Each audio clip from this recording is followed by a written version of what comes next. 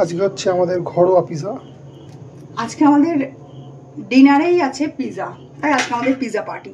অনেক রকম আইটেম আছে, বেল পেপার, অনিয়ন, আমরা একটু টুইস্ট অ্যান্ড টার্ন করতে ভালোবাসি, তাই আছে গ্রিন চিলি। এখানে হচ্ছে এটা হচ্ছে বারবিকিউ পনির, আর এটা হচ্ছে গার্লিক পেপার চিকেন, আর এটা হচ্ছে সটে করা কি বলে এগুলোকে, সুইট কর্ন। আর এটা তো রেডিমেড পিজা বেস, আবার কি ঘরোয়া পিজা যেমন। আর চিজটা এখানে নেই, চিজটা বাকি আছে, আরও একটা আছে আমাদের কাছে, এই মিক্স হার্বস। ও আরও একটা সস আমি মেশাবো, সেটা হচ্ছে এই যে সেজওয়ান সস। ওফ, এটা দিলে একটু ঝাল ঝাল হবে, ব্যাপারটা বেশ একটু টেস্টি লাগবে। বাবা বেশি দেবো না, আবার এতই অতিরিক্ত ঝাল হয়ে গেল, খেতেই পারবো না। আমরা ঘরোয়া হেলদি পিজা খাচ্ছি। এটা এবার হেলদি, এটা কোনো অ্যাঙ্গেল দিয়ে হেলদি নয়, হয়ে যাচ্ছে। পনির হয়ে গেল, চিকেনগুলো দিয়ে দিই। তাহলে স্টাডি করে চামচ দিয়ে দিতে নিয়েছিলাম, বাট চামচ দিয়ে ঠিক জুত মতো দেওয়া যাচ্ছে না, তাই ওরা লুকিয়ে লুকিয়ে হাত দিয়ে দেয় গো, তোমরা বুঝতে পারো না। না, ওরা হাত দিয়ে দেয় না। হ্যাঁ হ্যাঁ, হয়ে গেল।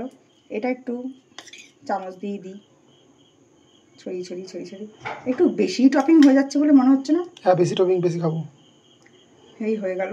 দুটো পিজা বানানোর জন্য এই যে আমার পতিদেব এত কিছু কেটেছে, এখানে আরও আয়োজন আছে, এতটা বেশি ভুট্টা সেদ্ধ করে ফেলেছে। যাই হোক, অরিগানো একটু দিয়ে দিয়েছি।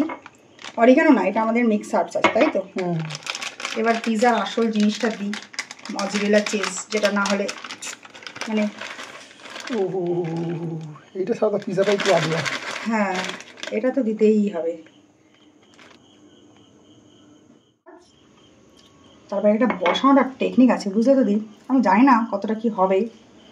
তাওয়াটা তো আগে থেকে গরমে বসিয়ে রেখেছি আমি, এই যাস না তো। আর এই একটা ছোট বাটিতে জল রেখেছি, যেটা আমি পাশে বসানোর চেষ্টা করবো। কভার